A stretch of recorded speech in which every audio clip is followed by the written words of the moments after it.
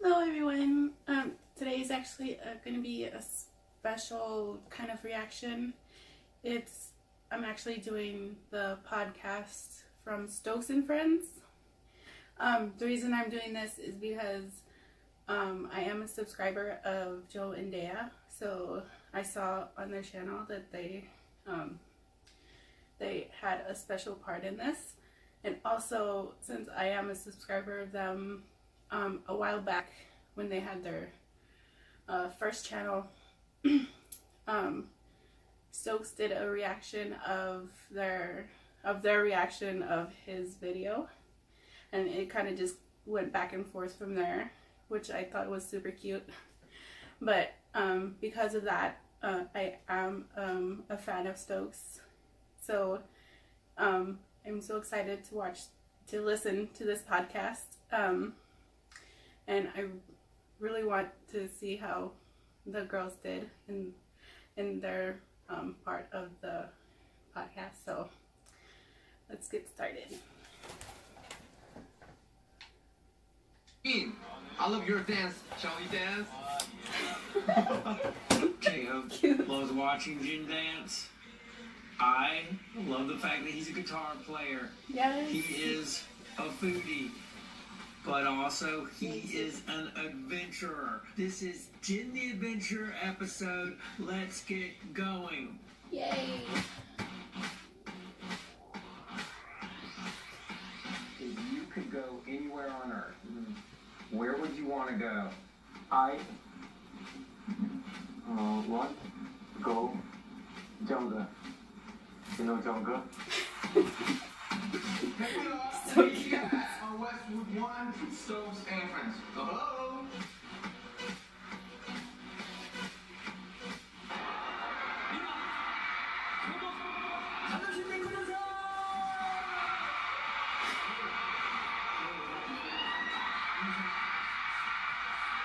I so want to go to a concert one day. So, this episode is about adventure. Jin knows adventure, and you know what? We're going to be joined by the hottest international stars talking about their favorite places to travel as well. And I want to hear from you. We're going to have Shawn Mendes, Kelly Clarkson, Jason Derulo, Olivia Holt, G-Eazy, and my fave YouTubers, Jo&Deya. They're going to all be talking about their favorite places to travel, and I want to hear from you as well. Please remember to subscribe, rate 5, listen, comment, and it helps keeping this podcast and BTS up on the audio podcast charts on Apple. Thank you guys so much for listening. This is Stoke&Friends, K-pop with this.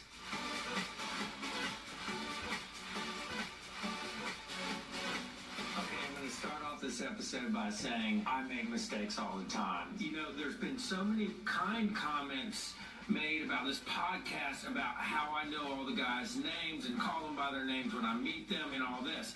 And I do. However, that was not the case when I started and I was trying to figure things out. And in my sit down with Gene, that became apparent. I asked him a question that was meant for Jimin. And though I did know the differences, I think Gene thought I thought he was Jimin. And it resulted in a pretty funny conversation. Anyway, here you go. Oh my gosh. Is there a dream artist that you have of someone that you would like to collaborate with? What's that? Oh, well, Jimin was tonight. Oh, no, sorry. My name is Jin. I'm more handsome than Jimin. Oh my god, Jimin. Hold on. Do I have to agree with that or not? Am I getting in trouble now? I blew it. So as you can tell, Of course, from the Jimin laughter taking that was the going chance on to in the room, I mean, say something. his response was perfect. I'm more handsome than Jimin. And I think that was classic Jin.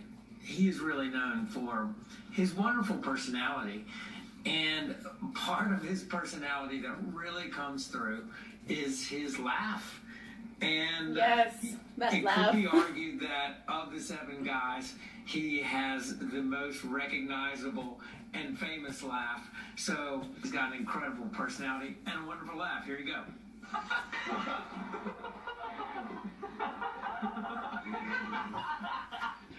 You won't go down. Also known as the windshield wiper laugh. Still so cute. A lot of laughter, a lot of love, a lot Can of I have that happiness. as a ringtone? Just But you Jen's know what? laugh. It wasn't always like that for these guys. And I want you to do something right now. Go and check out the music video Run. And think about this when you watch this. I have. That at this point in BTS's I slightly cried. existence, they didn't even have enough money to pay for extras. So they used their manager and the director of the music videos as extras. From the perspective of someone who has directed music videos, it's such a great music video, but it is a case study of using what you have to convey meaning. And so now the video has I'm like doing 8 that too. million views. Using my phone for everything. But you got to put yourself in the perspective of that time. They didn't have money. They were on a very small label compared to their competition. And it was tough times when I got together with the guys. And Jen, I wanted to get their perspective of how to handle disappointment and what their true goals are. Was there ever a time in your life where you had disappointment or you didn't know if you would achieve your dream? And how did you get through that time? Such an 행복해지는 게 amazing question. 꿈이에요. 남들처럼 막 어떤 게 되고 싶다 막 이런 꿈이 아니라 그냥 되게 추상적으로 행복해지는 게 꿈인데 지금 굉장히 행복하고 My dream is to become happy. It isn't a dream like other people's that I want to become something. Just very abstractly. To become happy is my dream. Right now, I'm very happy. And also the reason that I can continue to be happy is my fans, my army people, are watching us. So I'm able to become happier and step closer to happiness. I think of it that way. Oh my god, Jen, why? You just made me tear up a little. And part of that journey, that musical journey, is to inspire others to do things that they wouldn't really do before. And that's one of the things that I think BTS has really excelled at. And Jen, one of the last interviews that I want to share comes from two really, really incredible young women. They are BTS Army, who were just so inspired by BTS and Korean music. And I want you guys to hear it because I just got back from Korea. And it is an incredible place. So please keep in mind all the other places that the artists were talking about. But also, listen, if you love K-pop, if you love BTS, if you love all the great acts that are coming from Korea, go to Korea. It is an absolute adventure. And here are My Jo and ultimate Deya place to tell us a little bit that about I really it. want to go to. Hey, how's it going? Hey, it's Stokes. How are you? Doing well, yourself? I'm Joe's doing. here and next to me. I'm doing good. Joe's there. Jo and Deya are in the house. This is awesome. What made you guys want to go in and really dedicate a lot of your time to focusing on K-pop, but also on BTS? I remember like the first reaction video that we ever did was BTS. Yes. And we were hooked. To go to Korea, to actually Remember make the jump to actually buy the ticket and go to Korea, what sparked that? I was dying to go to Korea for a really long time. And a friend of mine, she actually passed away, but she was the one person that kept like telling me like, you're gonna do this, you're gonna do that, and she was like, you are gonna go to Korea next year, and that year happened to be this year. Joe and I were just like, it was right freshman year, and we were talking about it, and I said, you know what, just for the laughs, let's go ahead and look at, flights. Yeah. And I did we that kind all of the just looked at time. each other, and I said, like if we don't do it now, we're never gonna do it. Money really wasn't like an issue. We were broke at the time, actually. And we were How? just like, whatever, just do this, do it. And it was one of the best experiences of our lives. Yes, absolutely. It's honestly a once in a lifetime experience to be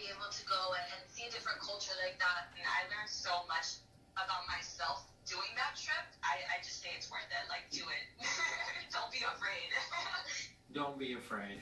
Do it. Go for it. Do you think that's what Gene thinks when he goes into the jungle and he doesn't have his band members and he doesn't have his friends and it's just him and the jungle and adventure? He's more than worldwide handsome to me. He's more than a guitar player. He's more than a great member of this incredible group. And I hope by you seeing his love for adventure, you can put that love for adventure in your own life. And speaking of adventure, there's a lot that I have to thank BTS for. There's a lot that I have to thank Westwood One for.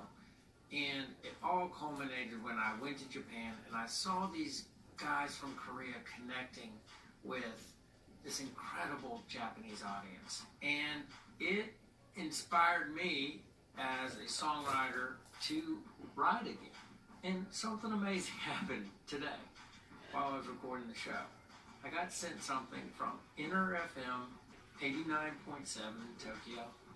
And they played the song that I had decided to write after making this trip to interview BTS with my favorite singer, Corvette Jackson, and one of my favorite new friends in the world, Yuji Ayabe from Japan. It just showed me the power of this act. I know they're inspiring you. They're inspiring me. That's really special. My name is Stokes Nielsen. You are my friends, and this is our podcast. The Westwood One Podcast Network. OP Radio. Download and subscribe at Apple Podcasts, Google Play, and the Westwood One Podcast app. Free from the Westwood One Podcast Network. Okay, please excuse the scenery change. I had to get to work, but I was able to sneak in away for a while. I wanted to give my feedback a little. I did cut up the interview quite a bit. I didn't want to give everything away. So if you want to hear the rest of Jin's interview and his opinions about everything Stokes asked him, I'll leave a link to Stokes' Twitter post about the podcast so you can check it out for yourself. I'll also leave the link to Jo&Deya's video post about how this interview came about with them and just their whole feedback on that. But what I really like about Stokes is his genuine questions and his genuine interviews, because a lot of interviews that you see nowadays is usually like the cookie cutter kind, where they have a set list that they can ask questions from just because those are the questions that the guys are prepared for. But with Stokes, he prefers genuine answers to his questions, so I'm thankful that he sets it up where they can answer in Korean, so they can give their honest feedback. And that's one thing I like about Stokes is the fact that he goes the extra step just to get that authenticity of the interviews. And for Jo&Deya, I love them so much. I am a subscriber to them. And it's because of them that I found out Stokes in the first place. When they did a video reaction to his video, and then he did a reaction to them reacting to his video, and just kind of kept going back and forth from there, which I found so funny and so cute. But it's because of them also that I was able to come this far, and I was able to overcome some of my fears, and I was able to and it was because of their support that I was able to start my channel and give it a chance. So I do consider Jo and Deya real friends, even though they're not next to me, even though I wish they were. But it's because of that I love them so much, and I have so much appreciation for them. and it's because of them that I found Stokes as well, and I'm a fan of him now, and like the interviews he does.